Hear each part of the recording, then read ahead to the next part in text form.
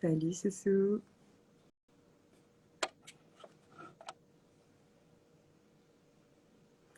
Donc, on a commencé une conversation avec Fabienne il y a une vingtaine de minutes à peu près et on a décidé de la déplacer sur Instagram.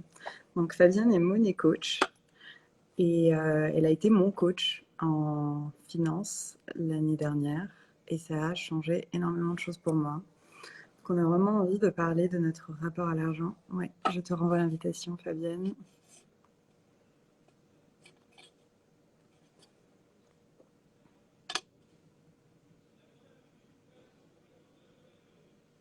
Ah, donc on va pas pouvoir faire la conversation Fabienne parce qu'apparemment ton application n'est pas à jour. Ou alors tu la mets à jour et tu reviens.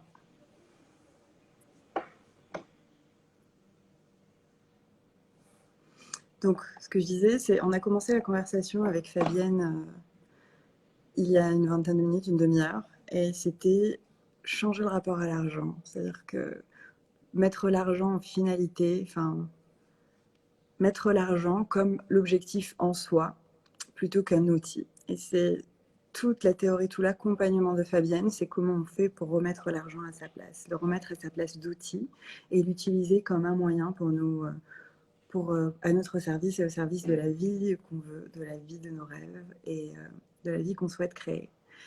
Et comment on peut créer de façon fluide, vraiment à notre service, en connectant à ses désirs et à ses plaisirs. Et elle a une méthodologie qu'elle va partager et que j'ai hâte de partager avec vous. Et cette série de conversations que Fabienne va initier aujourd'hui et que je vais initier non seulement avec Fabienne mais aussi avec Anne-Claire Méret le 15 juin, et d'autres personnes, notamment Katharina Dalka, qui est spécialiste en négociation, notamment pour des femmes. C'est comment, quelle valeur on donne aux choses et qu'est-ce que ça signifie en fait. De quoi l'argent est-il le nom? Et salut.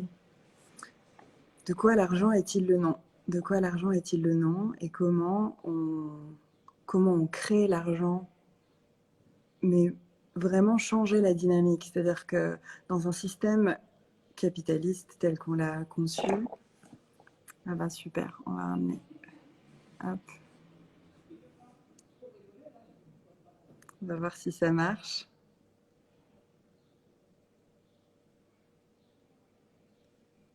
Génial. Hello, ça marche. Salut. Bonjour Fabienne. Salut Soumeya. Donc je faisais un petit peu l'intro, j'essayais juste de resituer en fait la conversation, comment elle est née. Moi, j'étais avec des amis il y a une dizaine de jours à une soirée illégale, clandestine, puisque nos gens ont fait des soirées clandestines. Et je venais de signer un contrat et j'arrive comme ça, j'ai juste parlé argent et j'ai senti que j'avais créé un malaise juste parce que j'avais abordé le sujet. Et je me suis dit, ah, c'est comme si j'avais dévoilé quelque chose de très très intime. Je me suis sentie mais vraiment mise à nu, comme si j'étais allée trop loin, comme si j'avais dévoilé quelque chose. Et moi, c'était juste par enthousiasme. J'étais là, je vais avoir un contrat de consultante bien payé, je suis contente. Et donc, l'idée de faire une série, de commencer en tout cas Ishtar Empowers et le projet dont je te parlais par le sujet de l'argent, c'était ça. Mais en fait, c'est trop problématique. C'est pas OK de ressentir autant de honte juste parce qu'on aborde l'argent à un moment donné, qu'on dit qu'on en gagne, qu'on n'en a pas. Et ça m'a fait penser, comme tu sais, ma relation à l'argent, elle a été assez toujours en montagne russe, c'est-à-dire que je suis passée de la dette à gagner beaucoup d'argent, à finir tout mon argent et tout. Et donc là, avec toi notamment à changer cette relation. Et j'ai envie que tu reprennes là où on était là au téléphone il y a quelques minutes. Mm. La, quelle place doit-on faire à l'argent? À quel endroit il doit être pour qu'on vive heureux? En tout cas, tu parles de mise à nu et de honte. Euh, Moi, il y a un truc que j'ai compris assez rapidement, c'est que l'argent, c'est un petit peu comme le cache-sexe. C'est le truc, le dernier truc qu'on garde avant de se mettre vraiment complètement à nu. C'est aussi énorme que de se foutre à poil, d'aller regarder ce qui se passe avec l'argent. Ouais. C'est c'est vraiment, ouais, l'argent comme un... fait, quand on commence à s'occuper de l'argent, on regarde tellement des choses qui sont profondes à l'intérieur de nous, des émotions qui ne sont pas du tout regardées habituellement, que, en fait, commencer à tirer cette pelote-là, bien souvent, c'est se rencontrer à un niveau de profondeur qui est peut-être encore plus délicat que de se foutre à poil. C'est, en fait, c'est ça, c'est pourquoi j'achète un t-shirt bleu plutôt qu'un t-shirt vert, finalement. Euh, Qu'est-ce qui se passe? Qu'est-ce qui se passe à l'intérieur de moi?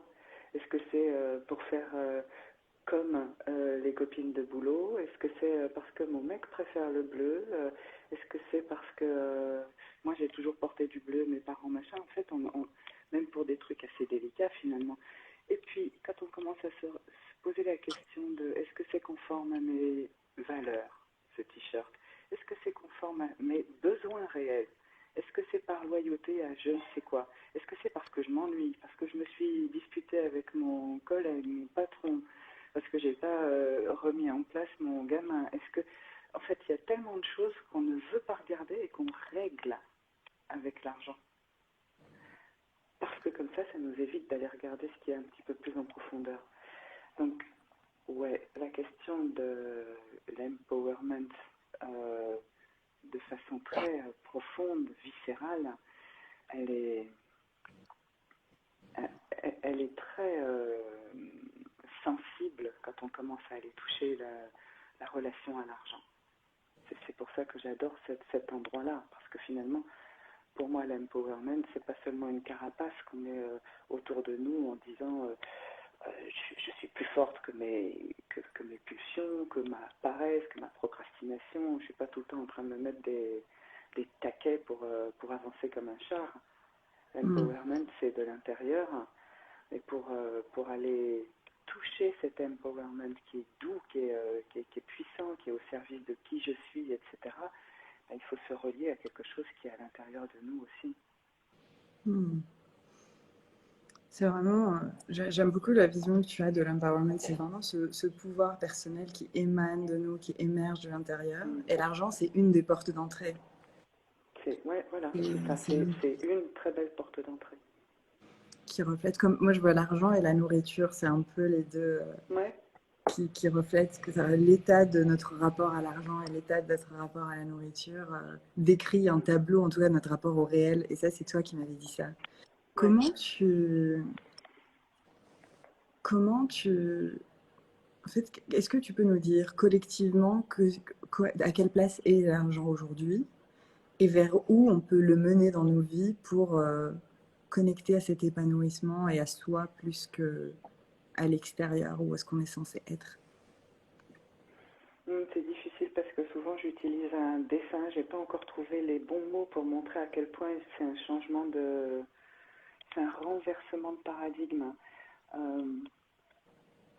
Je vois souvent l'être humain comme voilà, le petit bonhomme là, son bonheur ici.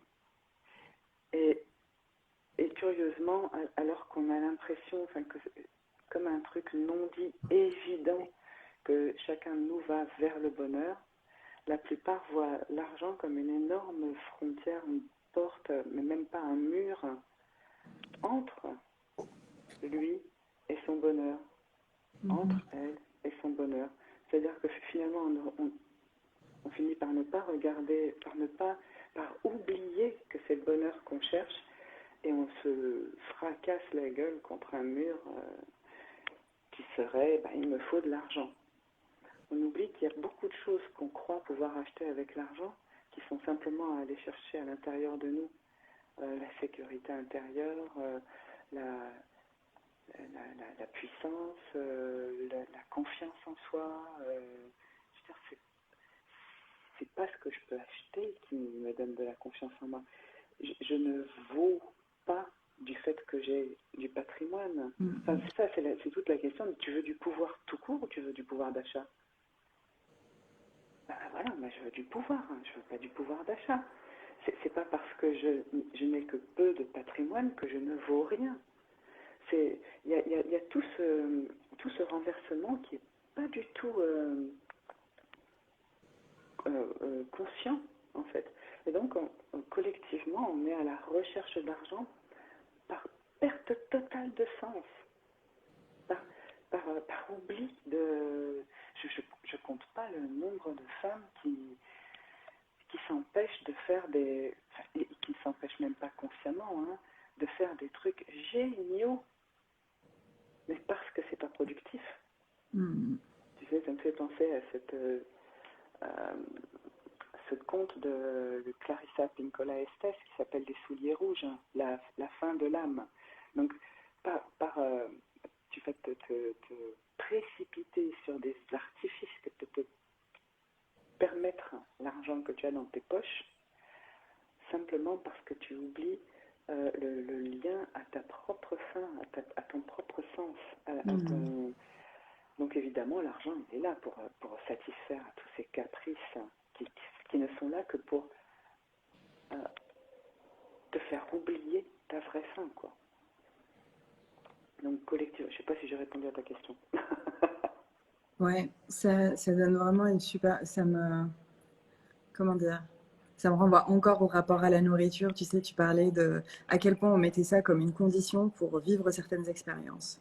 Et donc, on met notre vie en attente parce qu'on pense que tout est conditionnel, tu sais. Donc, toi, tu vois ça par le prisme de l'argent et l'entrée de la nourriture ou du corps, ou du rapport au corps.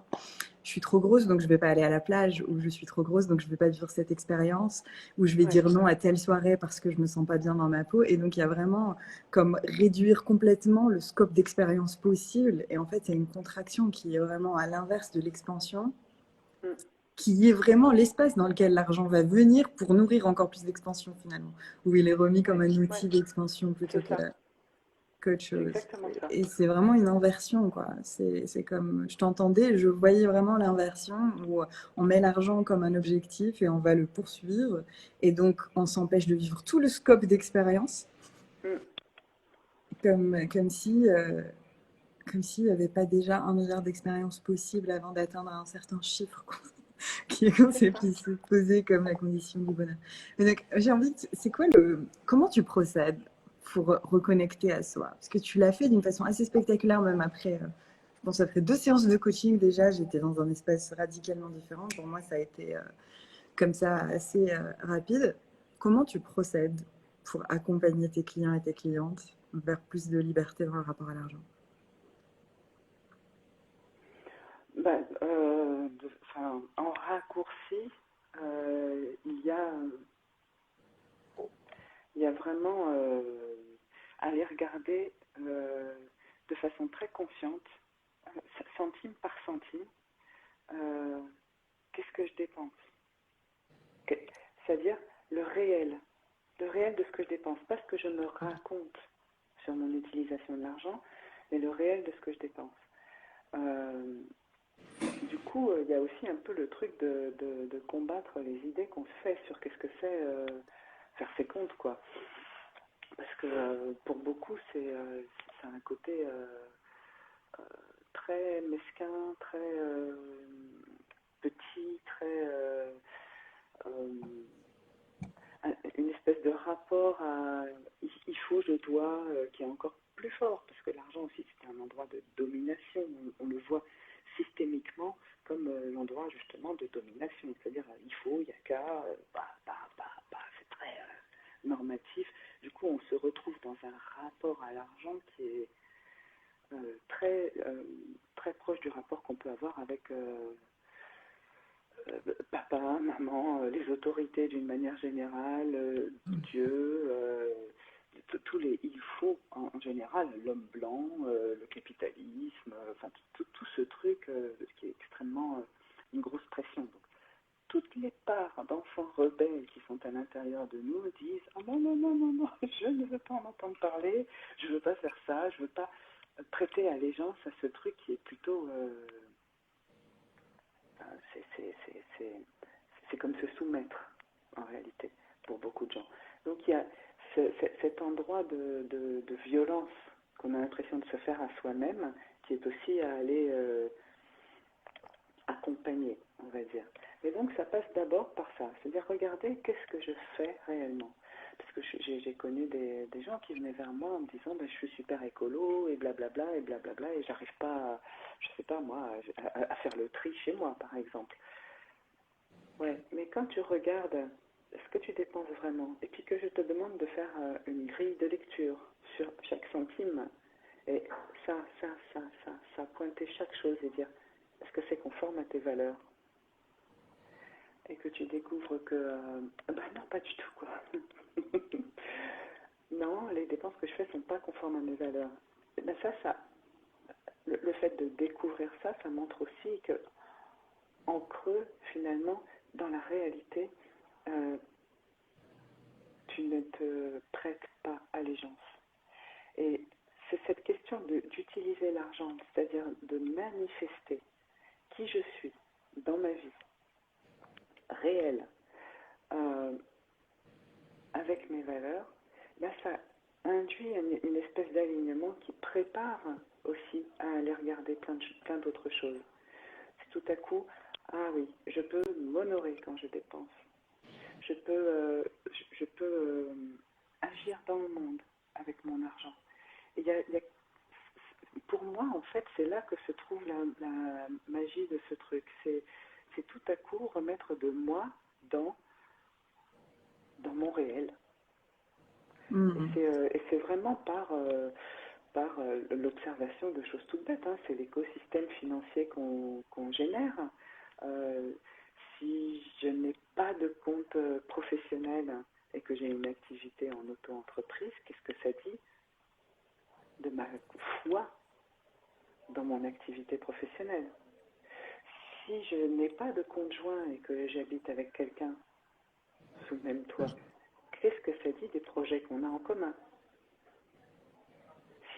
Ou s'il n'y a qu'un conjoint, que je n'ai pas de compte personnel, qu'est-ce que ça dit de ma façon de prêter allégeance à qui je suis? Donc il y a ça, c'est l'écosystème financier. Ensuite, c'est le patrimoine. Comment je me connecte à mon propre patrimoine. Et puis il y a le patrimoine réel qui est observable, ma façon de me connecter à ça. Il y a les projets, comment je les nourris réellement avec des outils, du temps, de l'argent, de l'énergie, quelle valeur je leur accorde. La valeur, c'est quelque chose de super important. Donc en fait, est-ce que je m'occupe de mes besoins? Est-ce que je m'occupe de mes projets? Quand une femme me dit, ben voilà, j'ai du mal à gagner de l'argent, et puis que finalement elle n'a pas de compte personnel, elle ne fait absolument pas de dépenses pour elle, toutes les dépenses sont des dépenses de famille qui sont faites à partir du conjoint, ben, le truc super important, c'est d'aller se reconnecter à qu'est-ce que je veux pour moi, finalement. Ça, c'est des micro-détails, mais qui s'observent de façon extrêmement pragmatique. En fait, c'est ça ce que j'essaye de montrer, c'est que le réel, ton corps, les émotions, les ressentis, ce qui se passe vraiment sur ton compte, etc., le réel est observable, c'est lui qui t'apprend des choses. Voilà, alors pour chacun, ça se passe de façon un petit peu différente, mais c'est l'accompagnement de ça avec aussi beaucoup d'amour sur les résistances qui peuvent se manifester. C'est-à-dire pas aller encore mettre des taquets, vas-y, marche ou crève, avance comme un bulldozer et tout ça, mais mettre de l'amour parce que les endroits de résistance, c'est des endroits souvent, c'est des endroits d'enfants qui n'ont pas été écoutés, en fait, et qui n'ont pas envie juste d'être flagellés en continu. Donc, c'est un mix de super pragmatique et de beaucoup d'amour. Ça me plaît ce que tu dis, puisque quand je repense aux premières séances avec toi, tu sais, tu m'avais dit de faire les comptes et j'étais là, mais je vais jamais y arriver. Enfin, c'est pas un truc, on va faire, mais ça me saoule. Genre, le moindre centime, pour moi, ça allait me mettre dans une énergie de manque. Et j'avais peur de la deuxième séance, comme si j'allais voir une maîtresse qui allait me punir. J'étais là, mais c'est pas possible. En fait, il y avait vraiment, et là on revient sur la honte, mais de l'autre côté. J'ai dépensé dans des endroits où j'étais pas raccord.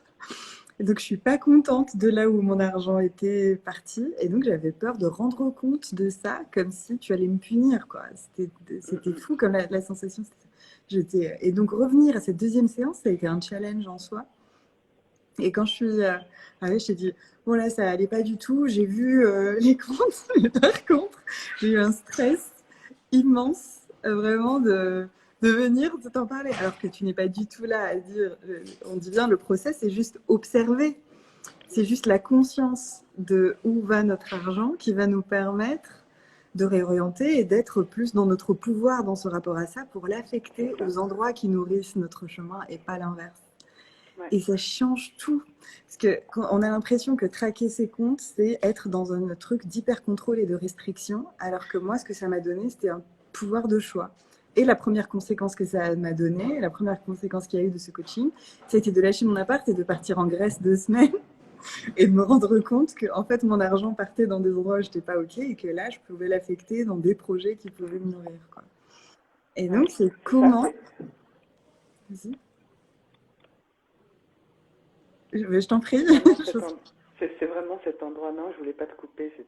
C'est vraiment, tu vois, ce que tu dis, c'est encore ce truc. C'est à l'endroit où tu crois que c'est l'argent qui a de la puissance pour toi, parce que collectivement, enfin, dans toute notre société, le discours général, c'est que c'est l'argent qui, enfin, il faut de la croissance, c'est indiscutable.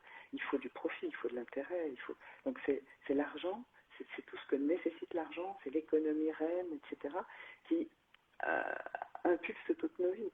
Et c'est le contraire. Ce que je propose, c'est vraiment toujours ce renversement. Non, en fait, ma puissance, c'est l'intérieur de moi.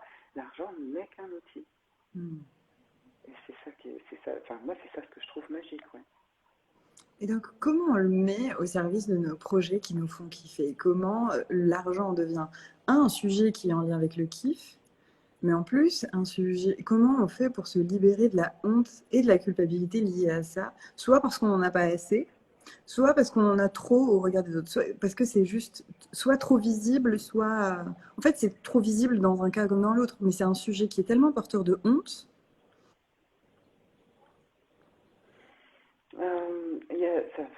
C'est difficile de répondre d'une façon générale, hein, mais reprendre mon pouvoir, c'est aussi reprendre ma légitimité sur mes désirs, c'est les reconnaître déjà.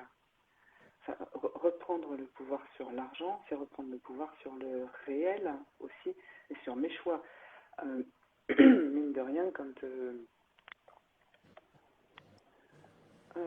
je comprends que j'ai une marge de manœuvre, même si elle est petite, et que sur cette marge de manœuvre j'ai du pouvoir, déjà ça nourrit une forme de sécurité et de reprise de pouvoir, tout simplement, déjà.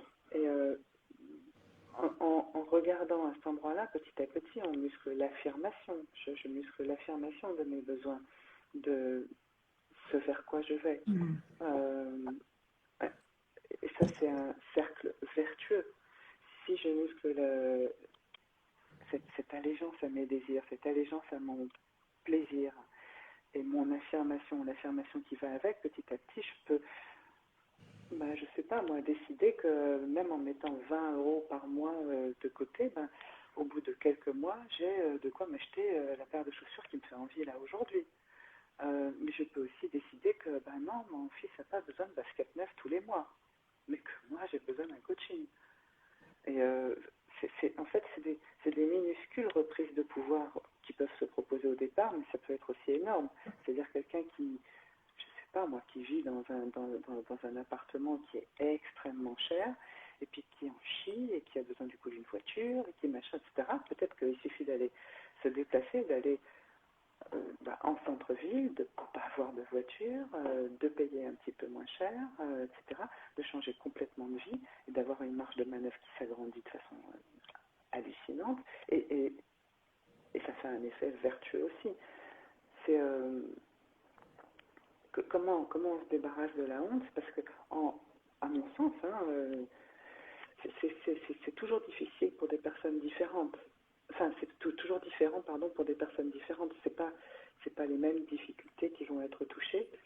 Mais le chemin général, à mon sens, c'est que quand je me réapproprie mes désirs, mes plaisirs, ma capacité de jouissance de ce que je suis capable de faire, quoi, le regard des autres commence à avoir moins d'importance aussi.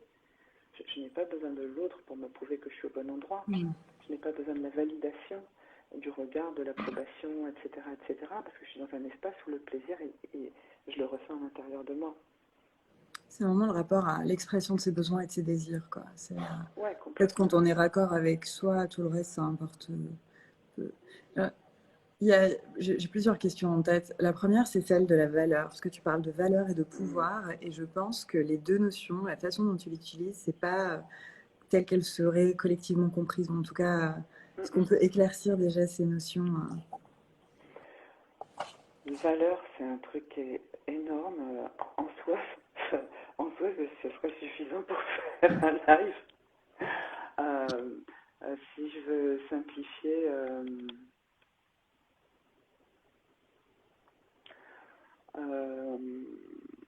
tant qu'on s'occupe des prix, on s'occupe d'un truc qui est juste un point de rendez-vous entre quelqu'un qui donne et quelqu'un qui veut. Entre quelqu'un qui offre, quelqu'un qui désire, peu importe comment c'est. Mais voilà, là, on est à un endroit où le contrat peut se faire, le deal peut se faire, l'échange peut se faire. L'argent sert dans ce transfert de valeur. Mais au départ, c'est bien d'une valeur qu'il s'agit. Si on reste focalisé sur le prix, on peut en oublier la valeur qu'on prête à ce truc qu'on désire. En gros, si j'ai 1000 euros, et ben moi, voilà, pour simplifier, je vais peut-être m'acheter un coaching. Je vais peut-être me faire un week-end à Barcelone, ou deux. Mon fils, il va s'acheter des jantes pour sa voiture. Quelqu'un d'autre va s'acheter une nuit dans le palace qui est à 800 mètres de chez moi. Moi, c'est clair que je ne vais pas m'acheter une nuit à 1000 euros dans le palace qui est à 800 mètres de chez moi. Puisque c'est pied dans la mer, machin, tout ce que tu veux, d'accord, mais moi, je suis à 7 minutes à pied. Donc, en fait, le même prix ne va pas correspondre aux mêmes valeurs. La valeur, c'est totalement subjectif. La valeur que j'accorde à quelque chose, je ne peux la contacter qu'en me regardant, moi, le nombril, quoi. C'est-à-dire de quoi j'ai vraiment besoin. Qu'est-ce que c'est mon envie par rapport à ça?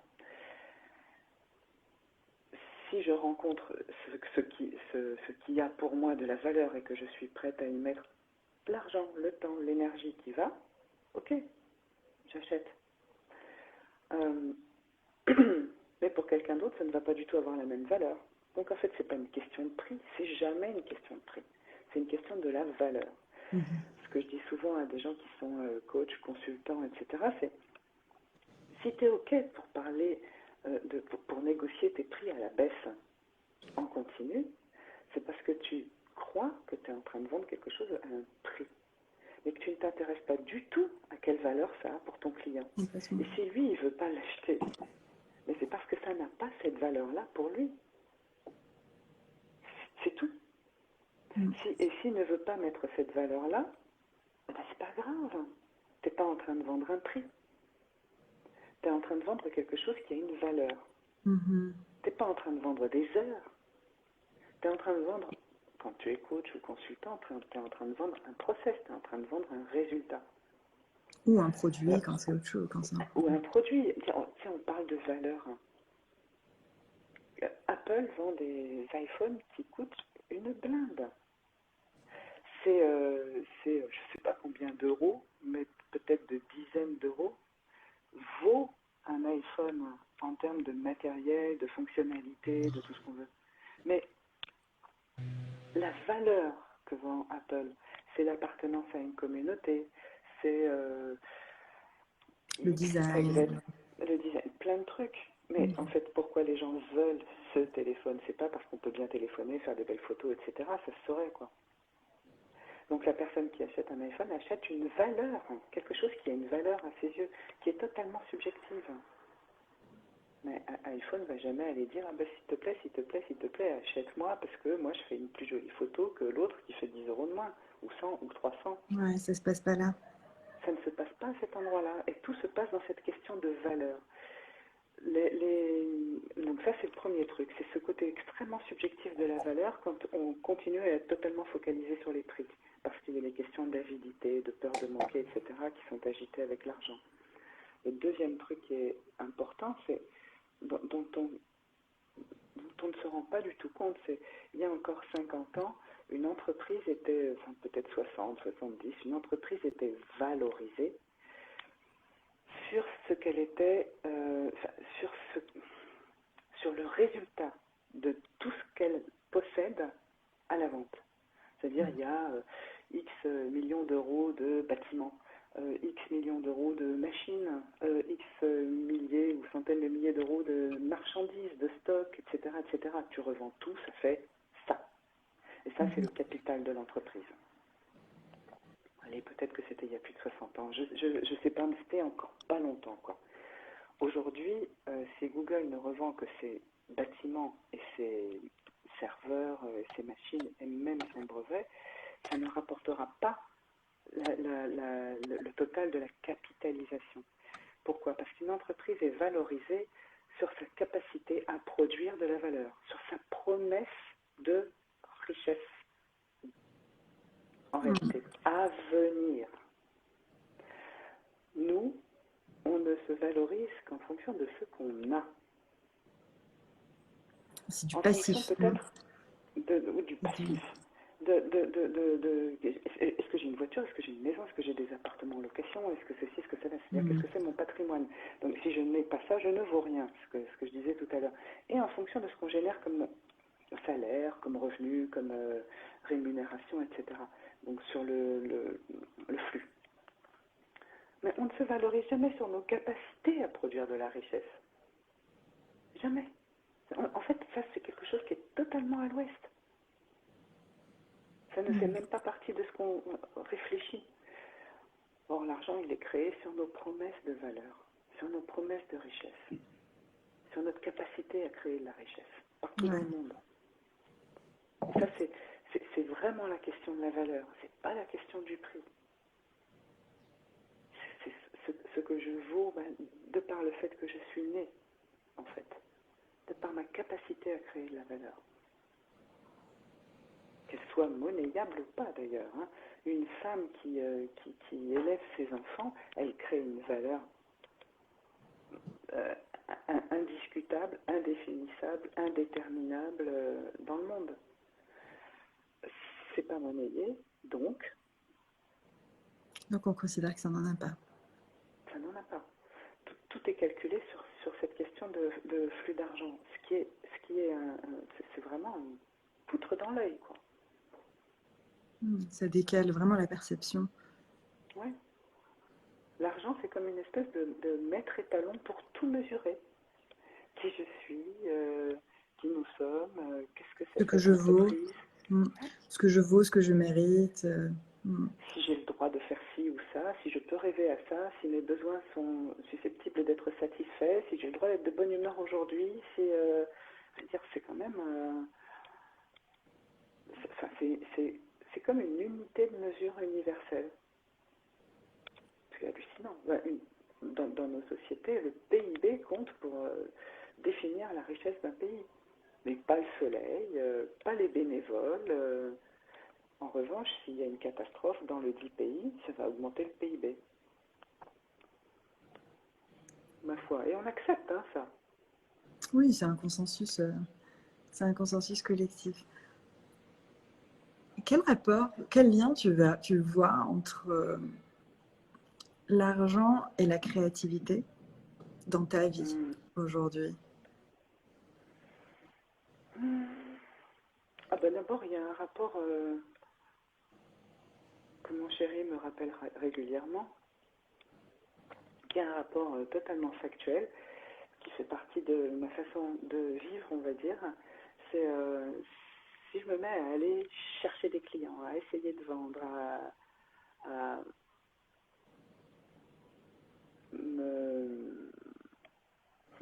peut-être à me frustrer de créativité, de jouissance, de tout ce que tu veux, d'une façon ou d'une autre, même de façon, c'est juste que si je m'écarte un petit peu, que je vais un petit peu trop vers, allez, il faut que je reforme un groupe, etc., etc., tout à coup, les clients s'en vont, l'argent rentre plus. Et dès que je me remets à écrire, à coudre, à aller me promener effectivement quasiment tous les jours à la mer, voilà, à être dans mon univers plus créatif d'une manière générale, ben là les choses se débloquent. Donc ça c'est c'est le premier rapport que je vois. Et après, d'une façon plus générale, c'est créativité, spiritualité, c'est-à-dire quelque chose qui est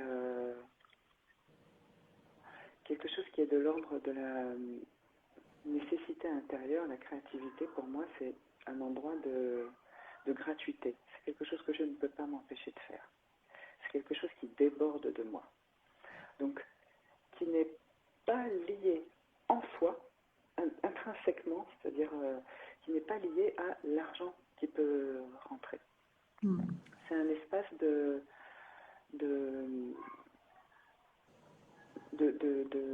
bonheur, d'expression, la créativité, sans but autre que m'exprimer, on va dire. Après, ce que moi je constate dans ma vie, c'est ce que je venais de dire, ce que je constate dans la vie de beaucoup d'autres gens, c'est que cette créativité, quand elle est nourrie à l'intérieur, que ce soit pour gagner de l'argent, enfin justement, pas dans le but de, mais que ça rapporte de l'argent, que ce soit générateur, l'artiste, que ce soit vendable, que ça rentre dans un cercle de production, etc., ou pas, de toute façon, ça nourrit la personne. Ça la nourrit profondément, à un endroit où, du coup, il y a plus de sécurité intérieure, il y a davantage de respect de soi, il y a moins de pression, il y a moins de frustration. Et du coup, à cet endroit-là, on n'est plus dans le... Il faut, on n'est plus dans le faire, dans le... On est dans l'être. On est dans l'être. Et quand on est dans l'être, on n'est plus prêt à accepter les mêmes frustrations. L'argent qu'on gagne en se frustrant ne compensera jamais les endroits de frustration. Donc de toute façon, l'expression, la créativité, etc., c'est un des moyens les plus forts de se reconnecter à qui on est. Le cercle vertueux du money coaching passe aussi par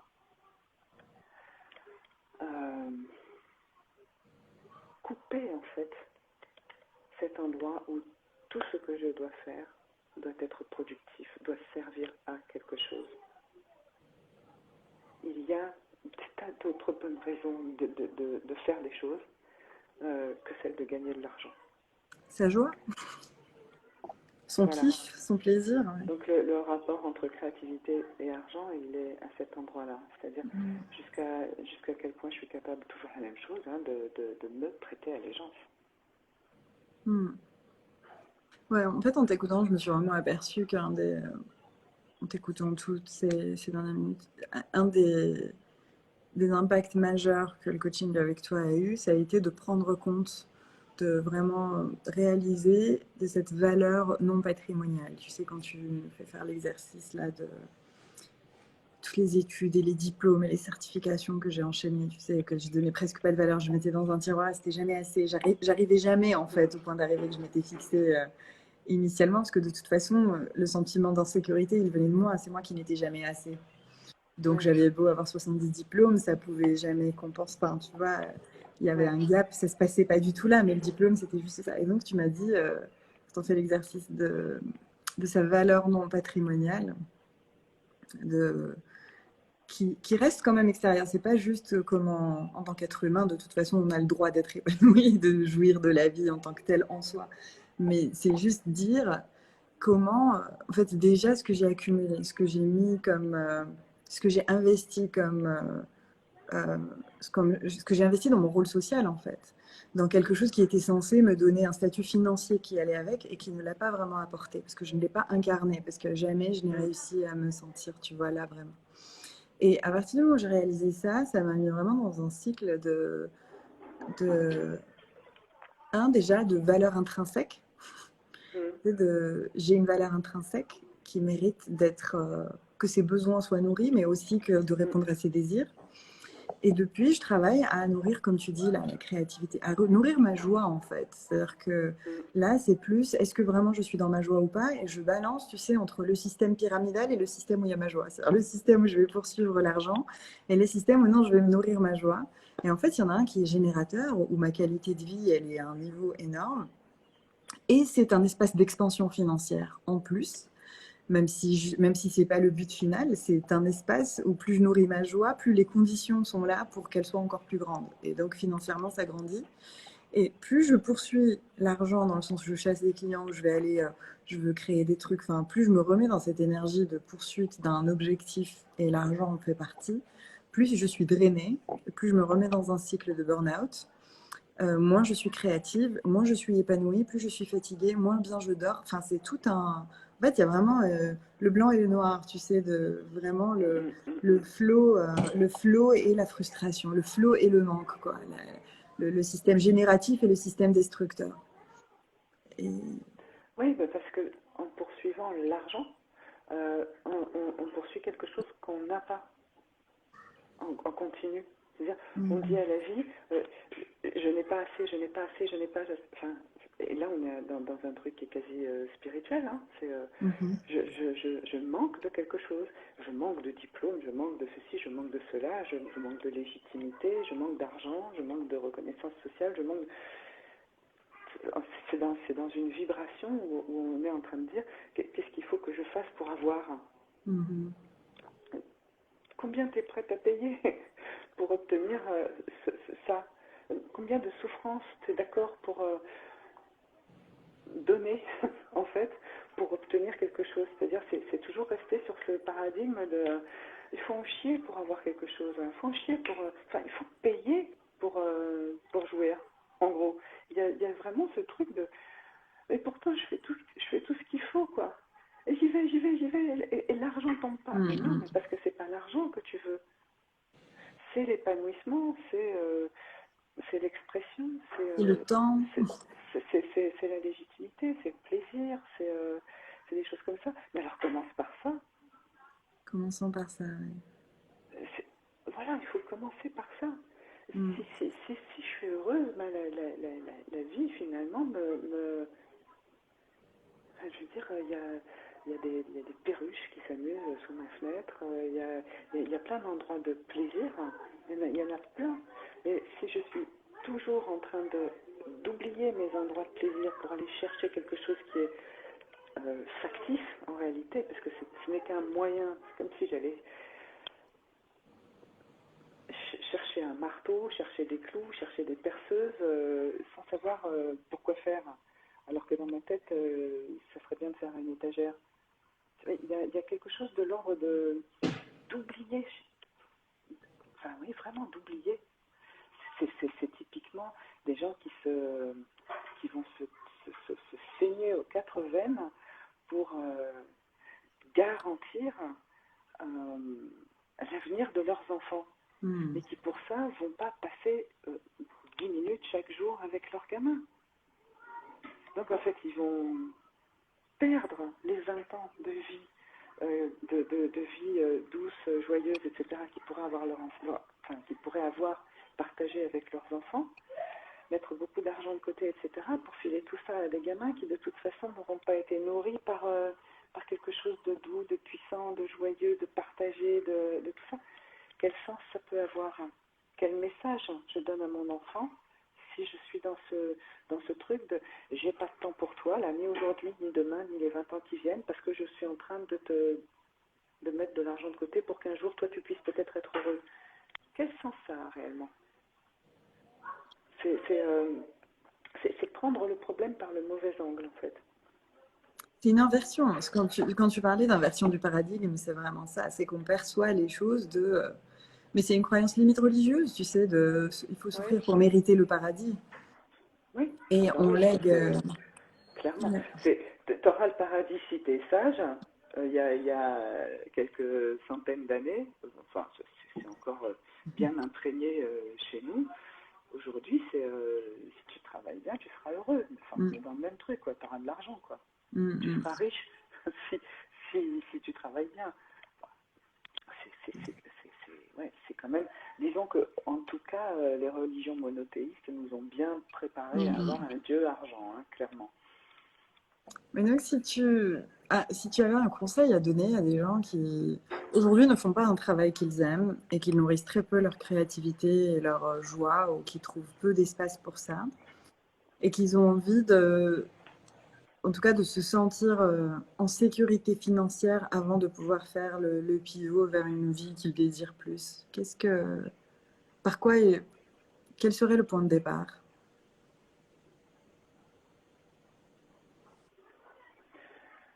Bah, trois choses probablement, alors faut pas que je les oublie. La première, c'est cultiver les espaces de joie avec beaucoup d'attention, avec beaucoup d'amour, même si c'est un quart d'heure par jour, même si c'est dans le métro. Enfin, je veux dire, il y a des endroits, il y a des espaces où on peut être soi-même, écrire quelques pages par jour pour cultiver la créativité, ou dessiner, ou chanter à tue-tête, ou en tout cas s'honorer déjà un minimum chaque jour et en faire une discipline. Ça, c'est une première chose qui est super importante. Euh, S'honorer soi-même. Même si c'est même si c'est juste 5 minutes par jour, c'est-à-dire incarner la version la plus heureuse de moi. Qu'est-ce que je peux faire quelques minutes par jour ou en quelques secondes, plusieurs fois par jour, hein, ça peut être des petits choix, pour petit pourcentage par petit pourcentage, incarner une version plus déployée de moi. Donc ça, c'est une première chose qui est super importante parce que c'est un endroit où on nourrit notre connexion à nous, ce truc de se prêter allégeance. Moi, je trouve ça vachement fort, en fait. Ça, c'est la première chose. La deuxième chose, c'est vraiment observer le réel de ce que je fais avec mon argent. C'est même centime par centime. Parce que, en fait, des endroits de pouvoir et de décision, il y en a pour tous les niveaux de budget. Et je le sais parce que je coach des gens qui sont RSA comme des gens qui ont énormément d'argent. Donc, c'est vraiment aller regarder ce qu'on fait. Parce que ne pas le faire, c'est faire un déni du réel. Et on est déjà des cerveaux sur pattes, c'est-à-dire, c'est mon cerveau qui dit j'ai un corps, accessoirement, quand je veux bien m'en occuper, quoi. C'est putain, descends un peu sur terre, quoi. Descends de ton cerveau et regarde ce que tu fais réellement avec ton argent. Qu'est-ce que tu fais avec ton argent dans la vie de tous les jours? C'est-à-dire, tu fais des choix. Alors regarde tes choix, regarde-les avec attention et manifeste ta puissance. Tu disais, tiens, il faudrait regarder le mot pouvoir. Pouvoir, c'est souvent regardé comme un pouvoir sur les autres. Puissance, souvent, c'est regarder de façon un petit peu différente. C'est vraiment une question de rayonnement et d'empowerment à ce niveau-là. Et de l'intérieur, ouais. C'est un truc qui vient de l'intérieur, la puissance. Et donc, en fait, j'ai de la puissance sur tous mes petits choix. Y compris descendre une station plus tôt de mon bus pour avoir quelques centaines de mètres pour oxygéner mes muscles. J'ai du pouvoir sur une infinité de choix dans ma vie. L'argent est un endroit où on en fait tout le temps des choix. C'est comme une façon de lancer la machine pour reprendre le pouvoir. C'est insupportable d'être dans ces endroits où on se dit mais j'ai pas le choix, j'ai pas le choix, j'ai pas le choix, j'ai pas le choix, je peux pas, je gagne rien. Eh ben si, ouais, bien sûr que tu peux. Tu peux sur des micro-choses peut-être, mais tu peux. Et c'est en faisant attention à ça qu'on peut se rendre compte aussi que c'est cette discussion que j'ai eue avec une amie qui ne prend pas de coaching, mais qui me dit mais je peux pas, je n'ai aucun pouvoir de toute façon, je n'ai rien, etc. Ok, mais cet argent que tu as, quand tu dis que tu ne peux rien, cet argent que tu as, tu l'utilises. T'as un SMIC, t'as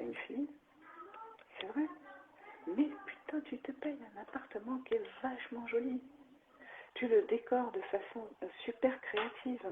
Tu as une connexion Internet, tu payes une salle de sport. Tu ne peux pas passer ta vie à dire que tu ne peux rien faire, que tu n'as pas de choix, que tu n'as... C'est pas vrai. Observe et honore. Honore tous les choix que tu fais déjà. Honore, même si c'est quand tu te prends un café devant la plage, honore ta capacité, ta puissance à pouvoir choisir de faire ça. Parce que si tu passes ton temps à dire que tout ça ne dépend pas de toi, que ça te file entre les doigts, etc., c'est parce que tu es encore d'accord pour ne pas regarder ta puissance. C'est parce que tu prêtes allégeance à ce truc qui dit que le jour où tu auras plein d'argent à en foutre partout, etc., ça ira mieux. Mais non, tu ne seras toujours pas plus connecté à ta puissance. Tu auras juste davantage de capacité à faire nawak avec ton argent. C'est tout. Oui. Et la troisième chose, c'est, en faisant ce chemin de vraiment aller regarder ce qui se passe avec l'argent et donc dans la réalité, eh ben, tu fais tu rentres dans quelque chose qui te parle de toi. Et donc tu rentres dans un rapport beaucoup plus conscient à la réalité. Et ça te parle de ta relation à l'argent. Et donc là, tu commences à regarder réellement qu'est-ce que c'est l'argent pour toi. Qu'est-ce que ton argent dit de toi?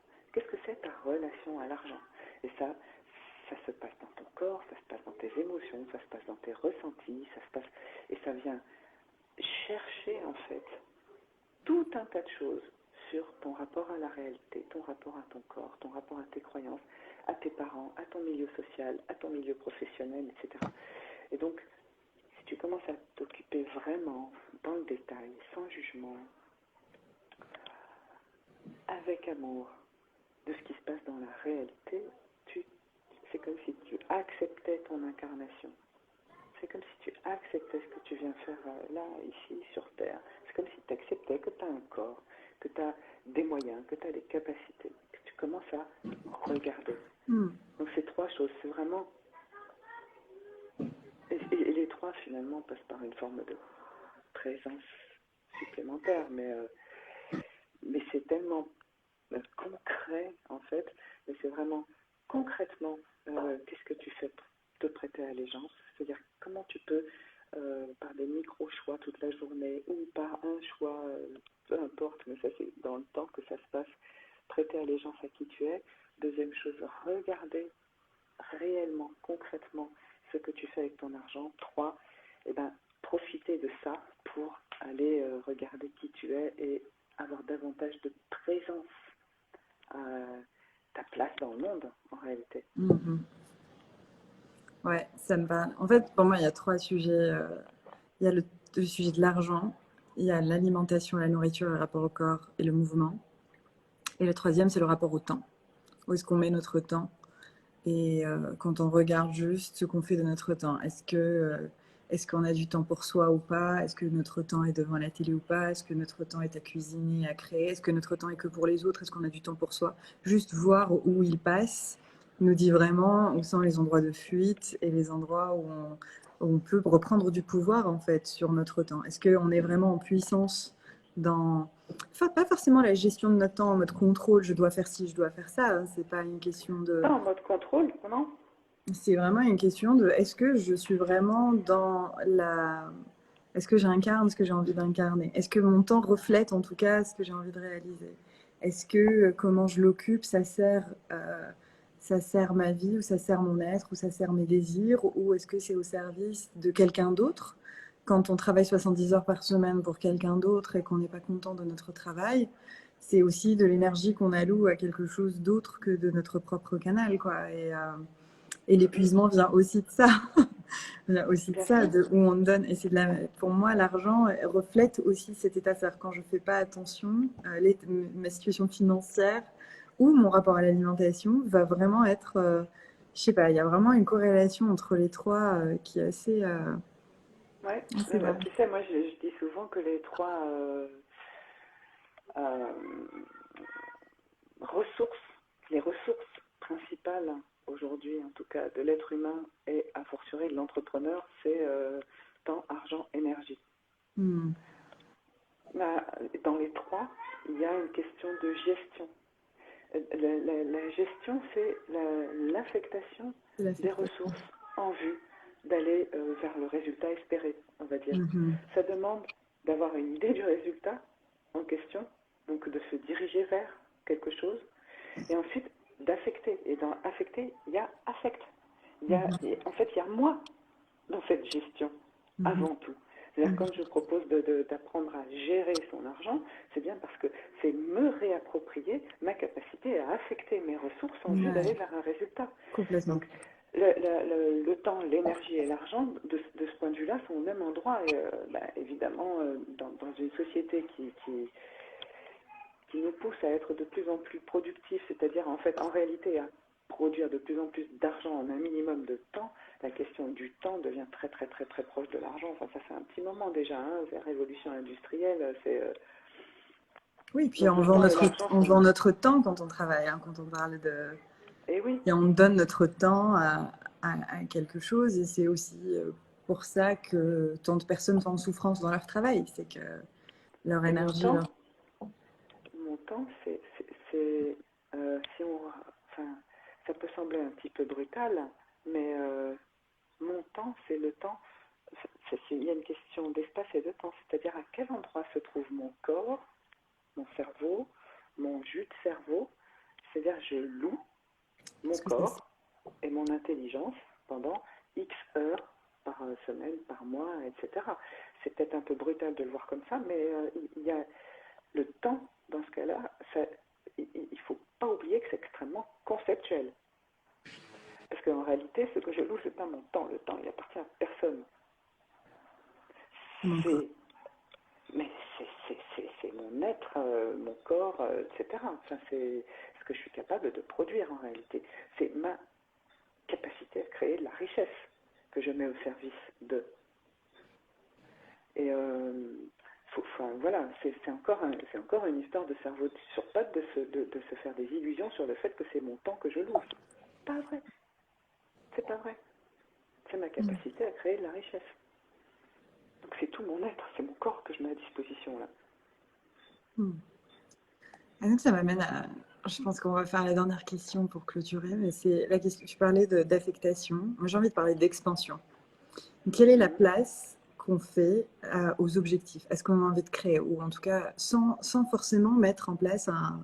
Parce que moi, j'aime pas les résultats où il y a des projections qui ne sont pas des résultats fixés par nous, qui sont des résultats qu'on projette être les résultats qu'on est censé atteindre.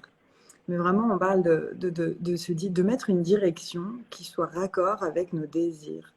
Et vraiment reprendre, pour moi, c'est un espace de souveraineté, ce dont je parle. Vraiment un espace d'aller vers une expansion en lien avec notre souveraineté. C'est-à-dire, c'est presque, on ferme un peu comme ça et on sort des projections de nos parents, des conditionnements familiaux, des conditions sociaux, de ce qu'on nous a vendu de la réussite, de ce qu'on a vendu de ce que c'est être riche, de ce que c'est être libre, de ce que c'est être tout ça, mais quand même mettre en place une direction et se dire, ben, tous les jours, j'alloue le maximum que je peux de temps, de mon argent, de mon énergie. Dans la façon de l'énergie, c'est aussi comment on se nourrit, comment on bouge notre corps, etc. En tout cas, tous les jours, je fais un petit peu pour me diriger vers encore plus de souveraineté. Et c'est comme ça un effort incrémental qui expanse notre espace de souveraineté. Mm-mm. Tu vois? Et donc, ouais, quel espace il y a pour ça et comment on peut utiliser là? Quel usage, en tout cas pratique, tu vois, quelle technique on peut mettre en place pour se diriger vers ça? Moi, je sais pas. Enfin, les réponses à la question précédente sont déjà un petit peu une direction. Mhm. Déjà, déjà, il faut pas confondre. Ouais, c'est une question. Je sais pas trop par quel bout la prendre. Déjà, tu as raison de dire. Il faut se séparer d'une manière ou d'une autre, mais concrètement, hein, se séparer des rêves de radio-univers. Mhm. C'est-à-dire, voilà, être riche, c'est quoi finalement pour moi? Qu'est-ce que ça veut dire? euh, Faut pas confondre les objectifs qu'on nous vend avec, enfin, qu'on nous rabat en continu. Le dernier en date, c'est qu'il ne faut pas tomber malade. Il ne faut pas confondre les objectifs qui nous sont traités par nos parents, par la société, par Assigné. Z, etc., avec nos propres objectifs. Nous, on a des rêves qui n'appartiennent qu'à nous. Je veux dire, si j'ouvre la boîte trésor de mes rêves, c'est clair que toi, ça ne va pas te faire triper et que les tiens, de la même façon, ne vont pas me sembler m'appartenir. Même si je suis assez consciente qu'il y en a qui risquent d'être assez proches. Mais en gros, on a chacun nos propres rêves. Et mon esprit ne va pas se mettre à cravacher comme un fou avec une énergie de dingue sur les rêves de quelqu'un d'autre, hein, ou sur les rêves de Radio Univers, clairement. Donc il y a vraiment d'abord une question d'aller regarder, mais c'est quoi réellement mes rêves, mes désirs profonds. Ensuite, toi, tu parles d'aller vers la souveraineté, qui est un mot que je revendique aussi. Mon chemin, mon objectif, et je reviens sur ce mot après, c'est aussi cette question de souveraineté, de créativité, de sérénité, de paix, de rayonnement, etc. Pour moi, ça c'est quelque chose qui est très concret, qui est ressenti à l'intérieur. Je reviens, et donc ce serait ça, la lumière qui éclaire mon chemin, l'endroit vers lequel je veux aller. C'est ça mon aller vers. C'est vers ça que je vais, vers cette version-là de moi que j'ai envie de me diriger. Et là, c'est un endroit que je vais appeler plutôt, ouais, voilà, la lumière, ce que je veux, c'est mon désir. Ce que je ne confonds pas avec mon objectif. L'objectif, j'ai très longtemps été fâchée avec les questions d'objectif. Parce que, justement, c'est extrêmement, pour moi, c'est quelque chose qui doit être extrêmement précis, un objectif. Qu'est-ce que j'ai besoin de faire pour être souveraine, pour me sentir à cet endroit-là? Eh bien, tiens, ça serait bien si j'étais coach. Et tiens, ça serait bien si je m'intéressais à cette question de la relation à l'argent. Et puis si j'étais coach. Et puis si j'étais coach, et puis je veux améliorer cette façon-là de coacher. Et puis, donc en fait, sur le chemin, je retrouve plein de trucs. Et puis tiens, je veux être entrepreneur et pas auto-entrepreneur. Et puis tiens, en fait, tout ça, ce sont des petits cailloux que je mets sur le chemin, qui sont autant d'objectifs avec des indicateurs factuels de réussite. C'est-à-dire, en 2020, je crée mon entreprise, ça c'est hop, checkbox. Et puis je fais la formation LKD, et puis là, ce sont des objectifs que je mets sur mon chemin. Pour moi, c'est très important de ne pas confondre les grands désirs et les objectifs. Et les objectifs qui sont des choses qui me permettent de me mettre en chemin. Parce que si demain matin, je me dis, bon, ben voilà, maintenant je vais être souveraine, mais je ne sais pas du tout comment, c'est pas aussi simple d'aller choisir quelque chose. C'est-à-dire, le désir, il est clair, la stratégie, les outils, les choix, etc., qui vont avec, le sont moins. Mais en général, dans ce cas, ce que je propose, c'est d'aller explorer justement avec la créativité. C'est-à-dire, vers quoi, toi, tu vas spontanément. La céramique, génial. La mécanique, super. Le bateau à voile, vas-y. Le tennis, enfin, tu vois, en fait, il y a toujours des trucs qui nous font bouger. Et c'est vraiment ces endroits-là qu'il faut, à mon sens, aller regarder, aller toucher, aller s'émerveiller, aller nourrir sa curiosité. Voilà. Je ne sais pas si j'ai répondu à la totalité de ta question, mais... Non, mais ça me va très bien. Tu as choisi la bonne porte, enfin, la porte d'entrée. Pour moi, la porte d'entrée du lien avec la créativité et... En fait, que les objectifs sont des paliers qu'on imagine être en direction de la souveraineté et c'est comme si on testait, tu sais. On peut s'imaginer que c'est un palier nécessaire et après on se rend compte, maintenant c'est pas la direction, donc on va shifter, mais par contre ça nous met dans l'expérience. Ça va nous mettre dans l'expérience et donc accepter qu'un objectif n'est pas final et que c'est juste une direction qu'on choisit et qu'après on peut réorienter systématiquement, mais qu'à terme, la direction ultime, c'est la souveraineté, la créativité, c'est l'expansion, c'est quelque chose de... C'est Ça se passe exactement ça. ailleurs, quoi. Mais c'est pas la Mm. fin. C'est presque... C'est pas la fin. On va pas...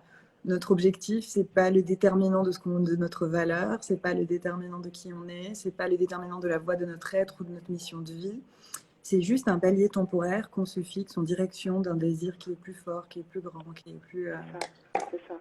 et, Et qui permet du coup de se mettre en mouvement tout simplement, hein, puis complètement. d'aller chercher les petits trucs qui ah putain je suis arrivée à ça quoi, c'est super. C'est ça. Moi, ouais, ce à quoi ça me sert, les objectifs, c'est souvent de changer de palier parce que dans l'expansion, on change de standard et on fait des sauts, tu sais, où notre réalité change. Et l'objectif me permet de me dire, OK, mais est-ce que je peux vraiment fixer ça? Ça paraît impossible, mais si ça devait se passer, à quoi ça ressemblerait? Et donc, ça rend plein de choses C'est ça, possibles qui ne l'étaient pas. c'est ça. Et ça rend palpable, en fait, presque la transformation, la direction. C'est comme un truc immesurable qui nous permet encore une fois d'être en lien avec la réalité. Tu vas fixer un chiffre ou fixer quelque chose. Et par Voilà, contre, tu dis exactement le bon truc. C'est l'objectif, c'est le truc concret, euh, réel, qui te permet de dire yes, hmm, je suis là. Et maintenant, mhm, comment je continue en fait? C'est vraiment ce truc qui est concret. On est des corps, quoi. On n'est pas que des cerveaux. Et la réalité, elle est là. Et quand je peux dire, ben ouais, c'est bon, quoi. Je peux me. C'est une victoire, c'est un plaisir, c'est un bonheur. C'est comme chaque pas, en fait, qui te rapproche un petit peu d'un truc. Si je vois que le pas, bah, finalement, bah, la lumière, la lumière qui était au bout de mon chemin, elle est là. Je l'ai eu, c'est super, c'est génial. Et maintenant, je sais que je peux réajuster un petit peu, quoi. Et c'est hmm, ça, pour moi, c'est ça, c'est ça ce qui permet d'aller vers l'expansion. C'est d'aller un petit peu d'apprentissage en apprentissage, que ce soit une victoire, un échec. Ben voilà, là, j'ai avancé, je sais davantage. hmm. Et c'est ça pour moi les objectifs. C'est ces petites choses, ou ça peut être des grandes choses aussi qui sont sur mon chemin et que je peux. Qui servent comme un peu comme des marches quoi, dans un escalier, comme des Ouais, pas ouais. supplémentaires. Quoi. Génial. Merci Fabienne. Merci à toi pour ton invitation, Soumaïa. C'est un plaisir d'échanger avec toi. Et je pense qu'on va continuer. J'aimerais bien qu'on continue, mais on va en parler. On en Si parle, oui, tout de Ouais. suite. Merci, à bientôt. Alors, comment on fait pour quitter en enregistrant?